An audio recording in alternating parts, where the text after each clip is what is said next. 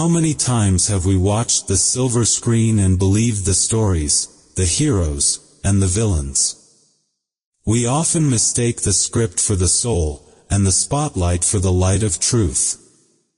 But what happens when the script runs out, the applause fades, and the hidden violence becomes horrifyingly real? The name Michael Jace was once synonymous with promise.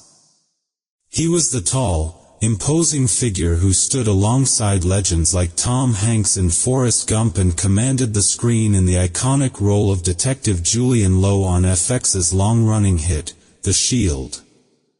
For over 2 decades, he built a solid career, a familiar face in the American living room. Yet, for all the success and the quiet influence he accrued, his final, unforgettable role was the most tragic. A man consumed by financial strain and domestic rage, tearing down everything he had built. He became the villain of his own real-life drama, turning his talent into a shadow. This is the story of Michael Jace's catastrophic descent, a heartbreaking echo of the dark places that fame and financial ruin can create.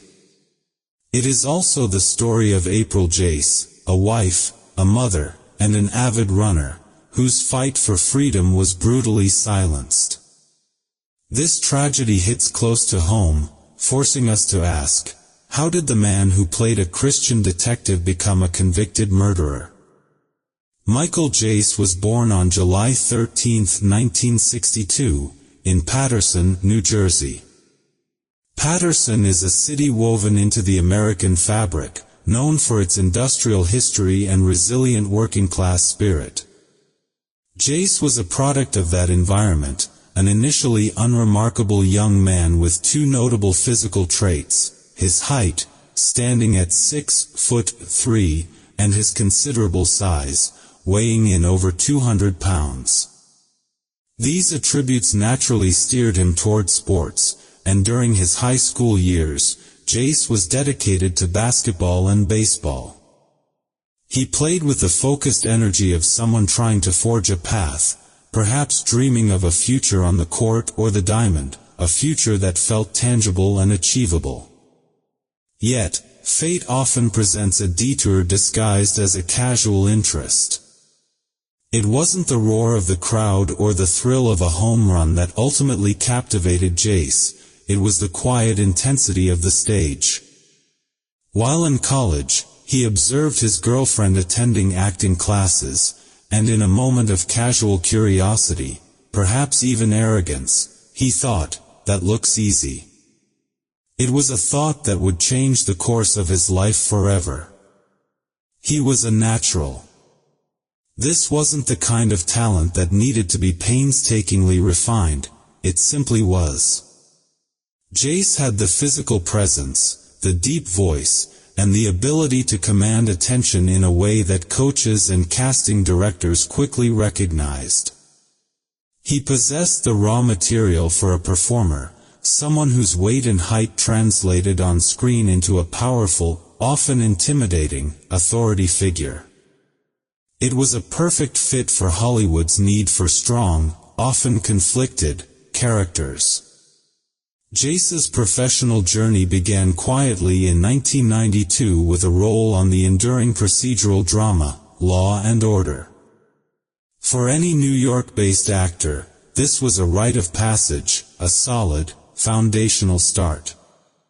Over the next 2 decades, Michael Jace became Hollywood's reliable working man, the kind of actor who elevated any scene, whether playing a cop, a soldier, or a bodyguard. He accumulated over 52 acting credits, a testament to his professionalism and utility in the industry. His filmography reads like a checklist of 1990s and 2000s classics, placing him in the orbit of true A-list talent. In 1994, he was featured in Clear and Present Danger, sharing screen time with the legendary Harrison Ford, playing a Coast Guardsman. That same year, he landed a small but memorable role in the cinematic touchstone, Forrest Gump. He played a member of the Black Panthers, a brief but potent appearance that highlighted his ability to embody a range of social and political identities. He continued to rack up credits that demonstrated his range: The Bodyguard Wade Beamer in Catherine Bigelow's prescient thriller Strange Days, 1995, alongside Angela Bassett; the boxer Mitch Green in the HBO movie Tyson, 1995, and roles in classics like The Fan, 1996, with Robert De Niro and Wesley Snipes and Paul Thomas Anderson's celebrated Boogie Nights, 1997. He was always there, a recognizable and respected face, a few degrees removed from the main spotlight, but always essential to the film's architecture. Perhaps his highest-profile film role arrived in 1999 when he played the basketball icon in the TV movie Michael Jordan, An American Hero.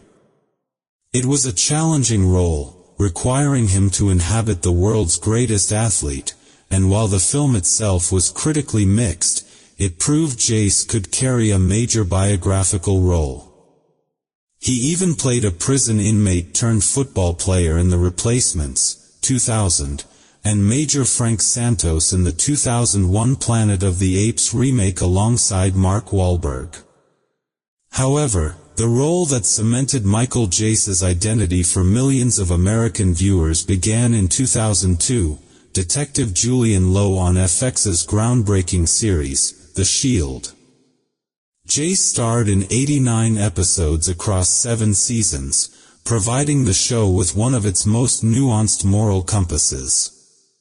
Julian Lowe was not just a police officer, he was a character steeped in profound inner conflict.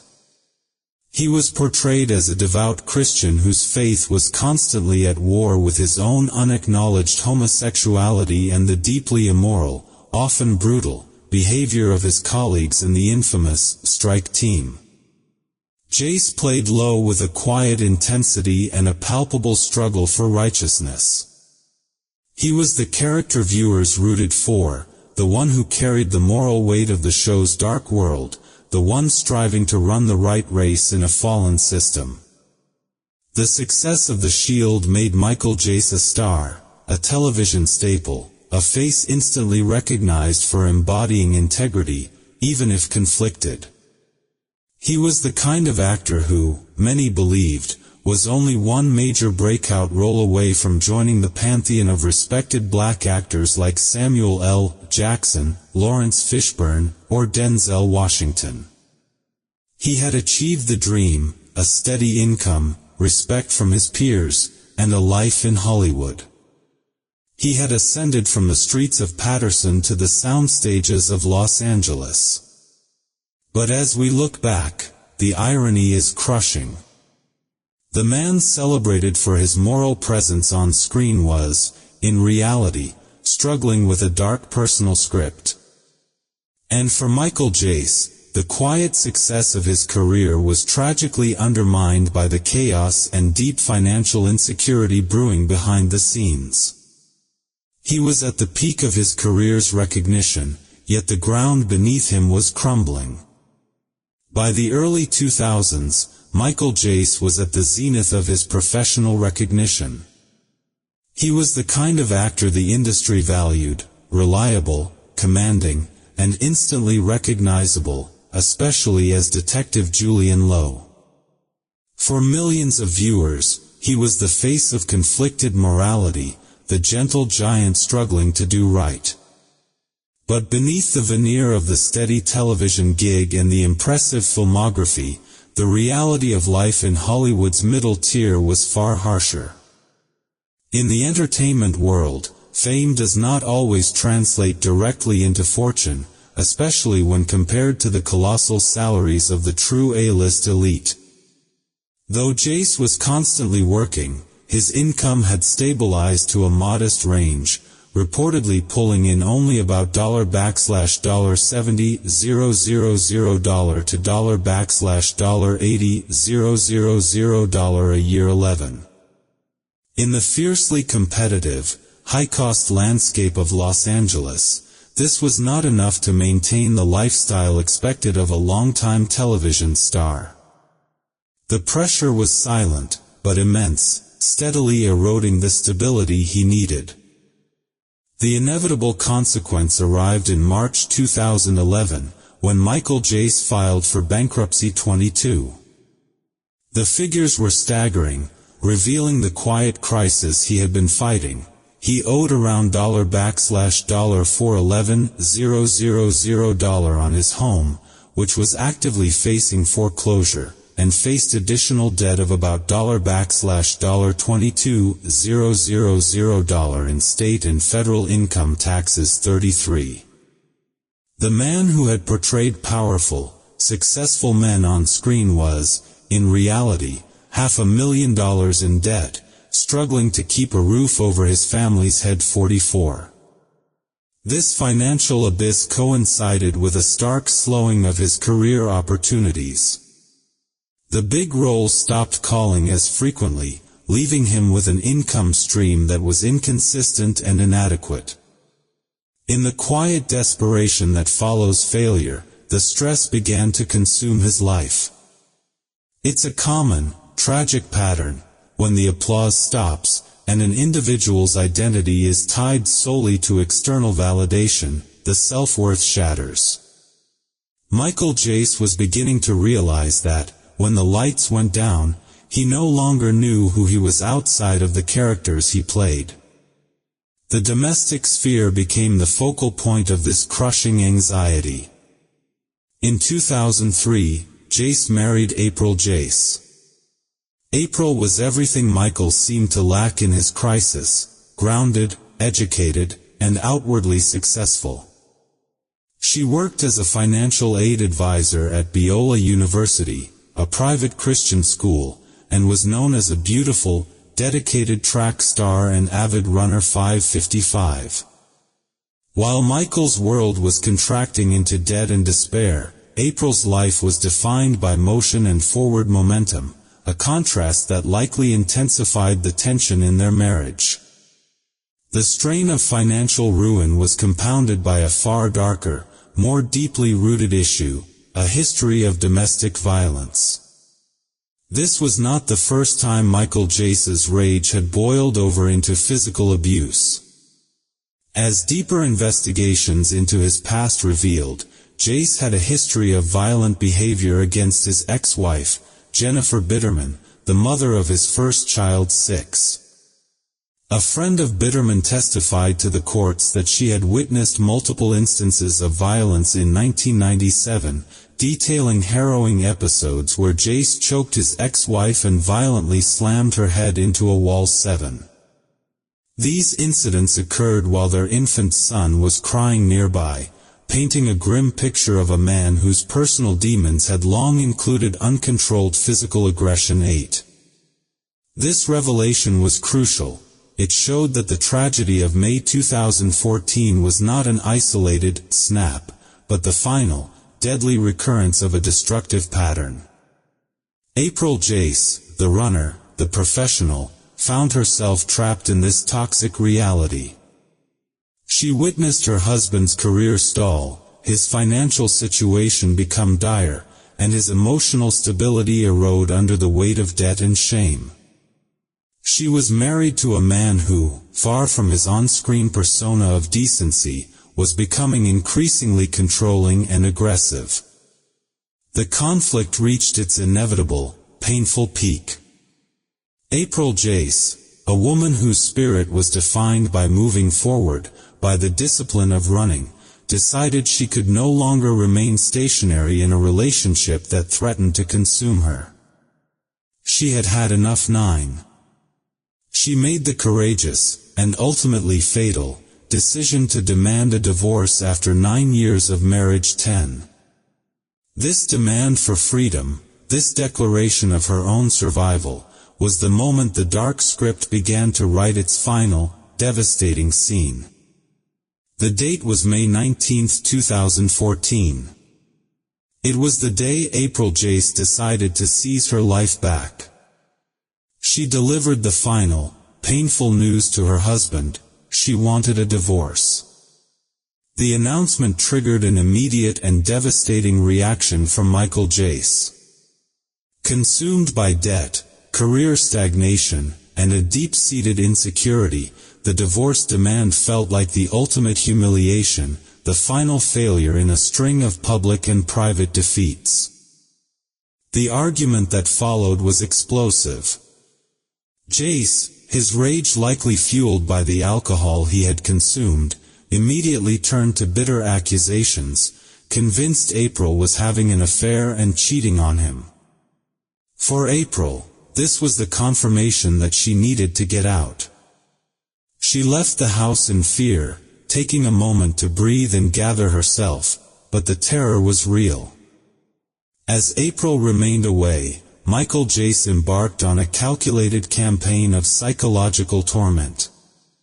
He relentlessly texted her for hours, trying to guess who she was sleeping with, pulling her into a vortex of gen and paranoia.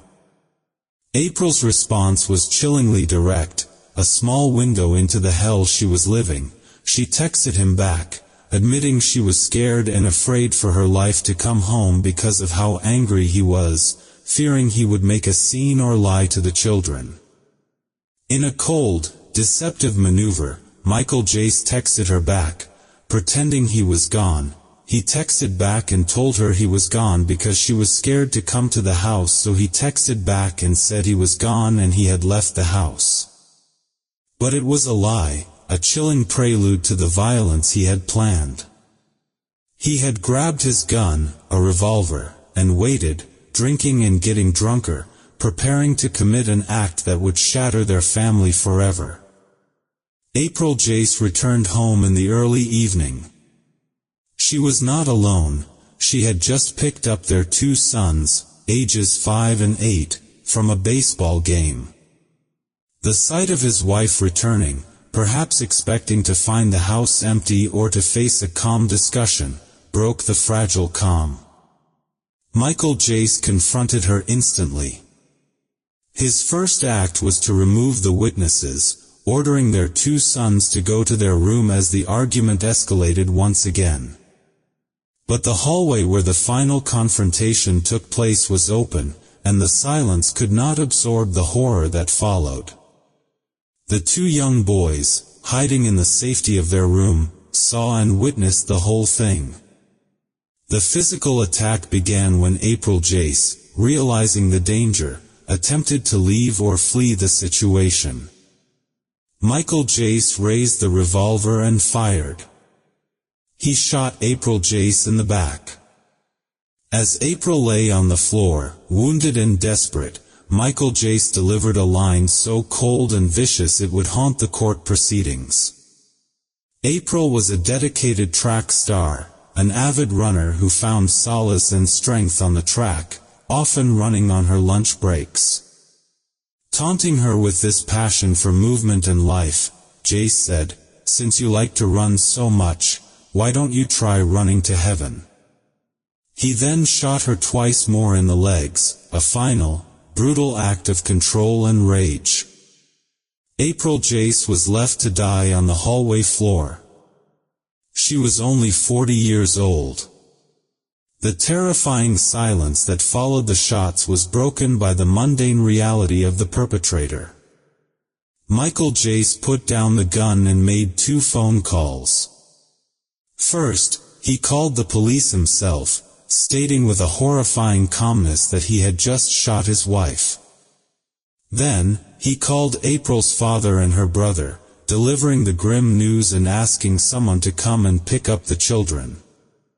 When the police and medics arrived around 8:30 p.m., they found April Jace's body dead in the hallway. Michael Jace was found waiting calmly outside the house and was arrested. In custody, he confessed to the shooting, attempting to rationalize the act by claiming he was just angry and snapped. He tried to frame his intent, arguing that all he meant to do was shoot her in the leg so she would feel pain. He even claimed April had lunged at him first, forcing him to fight back, and incredibly, suggested that his original plan was to kill himself, but he couldn't follow through, so he took his rage out on April. However, the evidence spoke louder than his hollow words. April was shot once in the back as she fled, and then twice in the legs, not the actions of a man struggling in the heat of passion, but a deliberate act of murder. The man who had played a complicated hero on television was now revealed to be a cold-blooded killer in real life. The true damage, however, was not just the life he took, but the childhoods he destroyed, leaving 2 young boys with the permanent, painful memory of that night. The arrest and subsequent trial of Michael Jace sent a powerful shockwave through the American media landscape, particularly within the entertainment industry and among audiences of color who had long admired his work. The sheer contradiction was almost unbearable. Michael Jace, the dedicated, morally wrestling detective Julian Lowe, was, in reality, a man with a documented history of domestic violence who had murdered his wife in cold blood. The public struggled to reconcile the familiar face of complicated decency with the terrifying truth of the sociopathic act. This case immediately became a painful touchstone for the ongoing conversation about domestic violence and mental health crisis among high-profile figures. It spoke to the tragic irony of Hollywood, the intense pressure of maintaining a facade of success, even when facing severe financial ruin and foreclosure, can lead to catastrophic breakdowns. While stress and debt are never excuses for murder, the case highlighted how financial desperation, coupled with a pre-existing pattern of abuse, could create a deadly storm.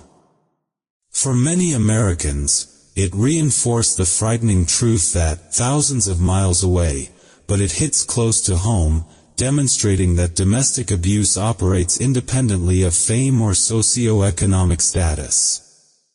The legal proceedings were both painful and definitive. Michael Jace attempted to soften the crime, pleading not guilty and arguing for voluntary manslaughter, the claim that he shot April in the heat of passion. However, the prosecution systematically dismantled this narrative. The text messages April sent, expressing her fear of returning home, proved the killing was not a sudden burst of rage but a calculated, planned act. The nature of the wounds, shot in the back as she fled, then shot twice more in the legs as she lay dying, was undeniable proof of murderous intent. The most powerful evidence came from the most vulnerable witnesses, the couple's 2 young sons. Their testimony, specifically hearing their father taunt their mother with the horrific line, "If you like running, then run to heaven," provided the emotional and contextual weight the jury needed. In 2016, the jury found Michael Jace guilty of second-degree murder. He was sentenced to 40 years to life in state prison.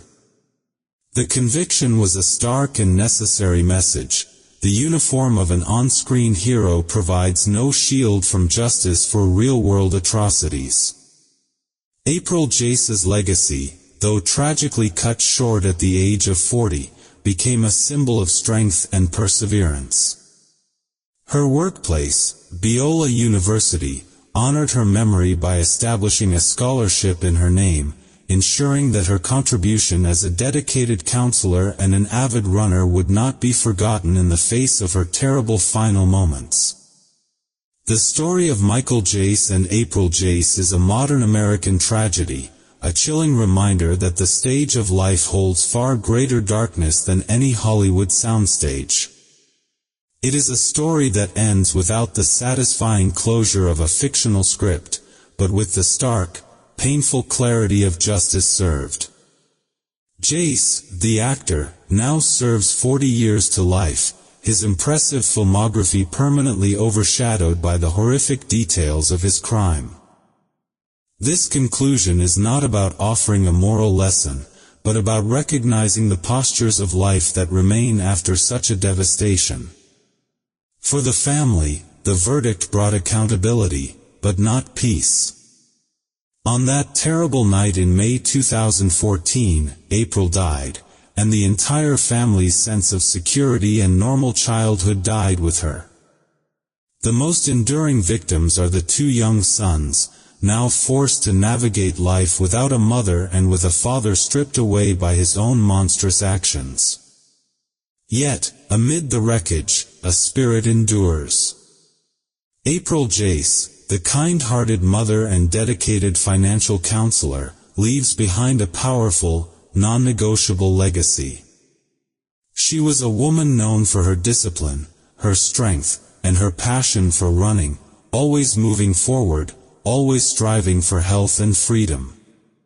She fought until the very end for her right to self-determination, for the right to leave a toxic environment.